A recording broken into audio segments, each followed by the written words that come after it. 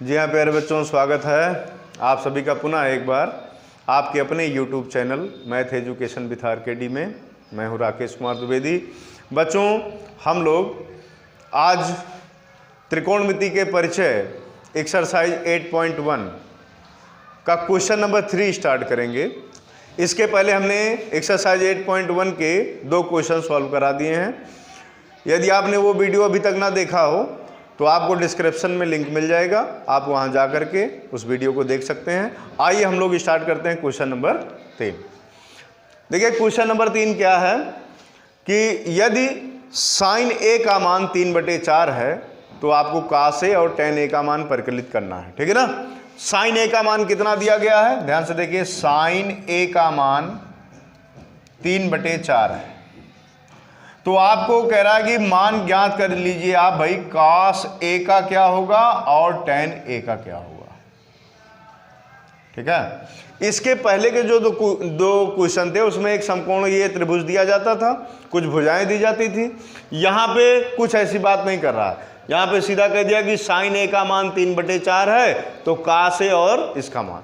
अब हमें अपने सेंस से सोचना है कि भुजाएं कौन सी हैं।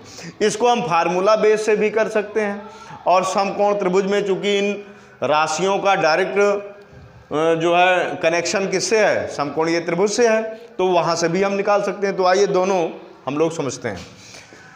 तो साइन ए इक्वल टू दिया क्या गया है 3/4। इसका मतलब साइन में चाहे साइन कैसा भी कैसा भी जो है समकोणीय त्रिभुज हो, कैसा भी समकोणीय त्रिभुज होगा, साइन हमेशा जो है लंब और कर्ण के अनुपात को ही शो करेगा। इसका मतलब हमें लंब और कर्ण मालूम है। अगर हम भुजाओं के आधार पर इसको ज्ञात कर रहे हैं तो हमें क्या मालूम है कि लंब हमारा 3 है और कर्ण कितना है भाई 4 है। तो हमें मालूम क्या नहीं है, आधार। तो पाइथागोरस प्रमेय से आपको आधार याद रखना है। फार्मूला ए इक्वल टू क्या होता है, कर्ण का वर्ग माइनस लंब का वर्ग। ये फार्मूला देखिए, थोड़ा सा इसको नोट कर लीजिएगा कि कर्ण का वर्ग बराबर होता है लंब का वर्ग प्लस आधार का वर्ग। अगर हमें आधार निकालना है तो आधार का वर्ग बराबर क्या हो जाएगा, कर्ण का वर्ग माइनस लंब का वर्ग। ये याद करना है आपको। अगर लंब कहीं निकालना है तो आधार का ट्रांसफर कर लो, तो कर्ण का वर्ग माइनस आधार का वर्ग हो जाएगा। ठीक है ना। तो हमें लंब और कर्ण मालूम है, तो हमें क्या निकालना है, यहाँ पे आधार निकालना है। तो वर्ग कहाँ चला गया, इधर आ गया, तो अंडर रूट हो गया, वर्गमूल हो गया। तो ए इक्वल टू आपका क्या हो गया भाई, अंडर रूट कर्ण। कर्ण कितना है 4 का वर्ग माइनस लंब कितना है 3 का वर्ग। ठीक है। तो ये हो गया हमारा 4 का वर्ग कितना 16, 3 का वर्ग 9, और 16 में से अगर हमने 9 घटा दिया तो कितना आ गया, 16 में से 9 घटाएंगे तो हमारा आ जाएगा 7। ठीक है। ए इक्वल टू कितना आ गया, अंडर रूट 7। ठीक है। तो ध्यान से देखिए, अब 7 का वर्गमूल नहीं निकलेगा, तो ए का मान कितना हो गया, अंडर रूट 7 हो गया। अब हमें निकालना क्या है, कॉस है। तो ए भी फाइंड हो गया, एल भी पता हो गया, कर्ण भी। अर्थात समकोण त्रिभुज में 3 ही भुजा होती हैं, लंब आधार कर्ण। ठीक, तो तीनों हमको मिल गई। तो इसलिए cos ए इक्वल टू क्या हो गया भाई, cos ए बराबर, cos में होता क्या, आधार बटे कर्ण। लाल बटे कक्का के हिसाब से आप याद कर सकते हैं, आधार बटे कर्ण। आधार कितना आया, अंडर रूट 7 आया, और कर्ण कितना था 4। तो ये आपका आंसर हो गया। अगर हम लोग tan निकालना चाहें यहाँ पे कि tan ए क्या होगा, तो tan ए में क्या होता है, लंब बटे आधार। फार्मूला लिख लिया करो, लंब बटे आधार। लंब कितना है 3, और आधार कितना आया, अंडर रूट 7। ये आपका आंसर होगा। तो ये आपका एक नियम रहा। एक नियम और आपको बता देते हैं। ये तो भाई भुजाओं के आधार पर, भुजाओं के अनुपात के आधार पर। अगर हम सूत्र याद कर लें थोड़ा सा, तो फार्मूले के आधार पर भी हम इसको निकाल सकते हैं। जैसे हमें दिया क्या गया, साइन ए इक्वल टू 3/4। ठीक है। तो यहाँ पे 3 फार्मूले आपको लिख दे रहे हैं, इसको आप नोट कर लीजिए। ठीक है। इसका डेरिवेशन भी आपको बता दिया जाएगा। देखिए, पहला sign square theta plus cos square theta का मान होता है 1। 3 फार्मूले 1 के हैं, तीनों को हम लिख देते हैं। Sine square theta plus cos square theta का मान क्या होता है 1। अगला फार्मूला क्या है, सेक स्क्वायर थीटा। देखिए पहला फार्मूला ये हो गया आपका, इसको ध्यान से देखिए, sine square theta plus cos square theta का मान क्या होता है 1। अगर ये जानना चाहो कि कैसे होता है तो थोड़ा सा हम इस पर चर्चा कर लें, तो फिर आगे चलते हैं। तो क्वेश्चन में कुछ नहीं है, लेकिन थोड़ा सा फार्मूला आप जो है नोट कर लीजिए कि फार्मूले आपके क्लियर रहेंगे तो आप और भी क्वेश्चनों को आसानी से कर सकते हो। कैसे 1 होता है आइए हम देखें। तो साइन में आपको पता है कि लंब और कर्ण का अनुपात होता है कि नहीं, वर्ग है तो वर्ग लगा दो। कास में क्या होता है, आधार और कर्ण का अनुपात होता है, वर्ग है वर्ग लगा दो। चलिए हमने LHS को पकड़ लिया, इसको सॉल्व कर दें, अगर 1 आ गया तो LHS RHS के बराबर हो जाएगा। अब देखिए होल का मतलब हुआ लंब का भी वर्ग है, कर्ण का भी वर्ग है, और प्लस यहाँ पे आधार का भी वर्ग है और कर्ण का भी वर्ग है। क्लियर है। यहाँ पे देखिए हर बराबर हैं, कर्ण का वर्ग एक जगह लिख लिया, ऊपर हो गया लंब का वर्ग धन आधार का वर्ग इक्वल टू। ध्यान से देखिए लंब का वर्ग धन आधार का वर्ग किसके बराबर होता है, कर्ण का वर्ग। तो कर्ण का वर्ग बटे में कर्ण का वर्ग। लंब का वर्ग धन आधार के वर्ग की जगह क्या लिख सकते हैं, कर्ण का वर्ग, अपान में कर्ण का वर्ग है, ये कैंसिल हो गया, कितना हो गया 1। तो समझ गए होंगे कि sine square theta plus cos square theta का मान क्या होता है 1 होता है। क्लियर, इसको नोट कर लीजिए। और 2 फार्मूले इसी तरीके से हम उसको भी डेरिवेट कर सकते हैं। ध्यान से देखिए, नोट हो गया होगा। आप ध्यान से देखिए, इसी से हम 2 फार्मूले और निकाल सकते हैं। ये बहुत ही इंटरेस्टेड एक्सरसाइज होती है, एक दूसरे सारे फार्मूले जुड़े हुए हैं। अगर हमें साइन स्क्वायर थीटा का मान कहीं चाहिए कास के पद में, तो कास का ट्रांसफर उधर कर देंगे RHS की तरफ, तो क्या हो गया 1 माइनस कास स्क्वायर थीटा। इसी को अगर हम चाहें तो ऐसे भी लिख सकते हैं, साइन थीटा इक्वल टू हम वर्ग का ट्रांसफर उधर कर दें तो वर्गमूल हो गया 1 माइनस कास स्क्वायर थीटा। देख रहे हो कि नहीं, ये दोनों सेम चीजें हैं।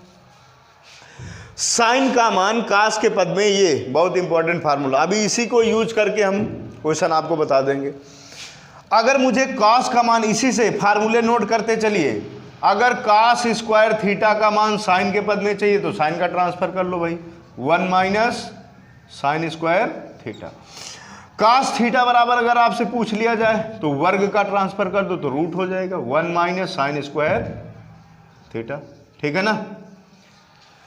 तो देखिए एक फार्मूले से आपको 2 फार्मूले और बना के बता दिए गए कि साइन का मान कास के पद में क्या होगा और कास का मान साइन के पद में क्या होगा। ठीक है ना। तो ये भी आप समझ गए होंगे। 2 और फार्मूले कहीं बीच में आएगा वो क्वेश्चन, तो उसको भी बता देंगे। सेक और टेन का संबंध 1 कैसे होता है और कासेक और कॉट का संबंध 1 कैसे होता है। ठीक है, फिलहाल अभी इतने से आपका काम चल जाएगा। तो ध्यान से देखिए, साइन ए बराबर 3/4 है। हमें पूछ क्या लिया गया, कॉस ए। तो हम देखिए क्या लिखेंगे, कॉस ए का मान साइन के पद में, तो कॉस ए का मान साइन के पद में क्या हो जाएगा, √1 माइनस साइन स्क्वायर ए। बताओ लिख सकते हैं कि नहीं। जैसे कॉस थीटा है तो √1 माइनस साइन स्क्वायर थीटा हो गया, थीटा है तो थीटा, ए है तो ए, एंगल वही रहेगा। अब देखिए हमें भुजा उजा निकालने की जरूरत नहीं पड़ेगी, डायरेक्ट आपका answer cos A equal to क्या हो गया, √1 माइनस साइन ए का मान आपको बताइए, मालूम है कि नहीं। साइन ए का मान कितना, 3/4, इसका वर्ग है, तो हम ऐसे लिखेंगे 3/4 का होल स्क्वायर, क्योंकि साइन ए का मान 3/4, इसका वर्ग है तो होल स्क्वायर लगा दिया। √1 माइनस 3 का स्क्वायर कितना हो गया 9, और अपान 4 का स्क्वायर कितना हो गया 16। सॉल्व कर लेंगे, 16 1 जा 16 माइनस 9 पूरे के अपान में कितना हो गया 16। 16 में से 9 घटाएंगे 7/16। 7 का वर्गमूल नहीं निकलेगा, √7 हो गया। 16 का वर्गमूल कितना निकल आया 4। तो आप देख सकते हैं कि कॉस ए का मान कितना हो चुका है। यहाँ पे भी आप अभी ये लिखा हुआ है, देखिए कॉस ए का मान √7/4। तो चाहे आप भुजाओं के आधार पर निकाल लो, और चाहे फार्मूला अगर आपको याद है तो फार्मूले से निकाल लो। अगला क्या है भाई, हमें और क्या निकालना है, tan ए। तो फार्मूले से अगर आप निकालते हैं तो tan ए बराबर क्या होता है, tan ए बराबर होता है साइन ए अपान कास ए। चलिए इसी से निकाल देते हैं, साइन ए अपान कास ए। चूंकि अब हमको साइन ए और कास ए दोनों का मान मिल चुका है ना, साइन ए और cos ए का मान मिल चुका है ना। तो देखिए साइन ए का मान कितना है भाई 3/4 अपान cos ए का मान कितना है √7/4।